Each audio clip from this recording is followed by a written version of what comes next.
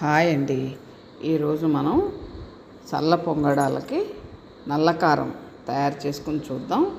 ఇది మంచి కాంబినేషన్. చల్ల పొంగడాలు కానీ చల్ల పునుగులు కానీ వేసుకున్నప్పుడు ఈ నల్ల కారం నంచుకుంటే మంచి రుచిగా ఉంటుంది.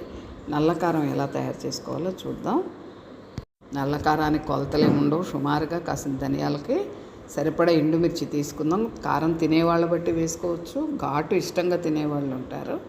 నేనైతే ఘాటుగానే చేశాను. కాసిన ఎండుమిర్చిని వేయించుకోవాలి. దాంతోపాటు ధనియాలు కూడా చక్కగా దోరగా కమ్మటి వాసన వచ్చేట్టు వేయించుకుని కాస్త వెల్లుల్లిపాయ, జీలకర్ర, చింతపండు వేసుకోవాలి. ఒక్కొక్కటి కూడా ఒకదాని తర్వాత ఒకటి వేసుకోవాలి. ఫస్ట్ జీలకర్ర, సాల్ట్ వేసుకున్నాక దించే ముందు వెల్లుల్లిపాయలు వేసుకుని దించుకోవాలి. చూసారా, నల్ల కారం మంచి కాంబినేషను. చల్ల పునుగులకు కానీ చల్ల పొంగడాలు కానీ వేసుకున్నప్పుడు ఈ నల్ల కారంతో నంచుకు తింటే చాలా బాగుంటుంది.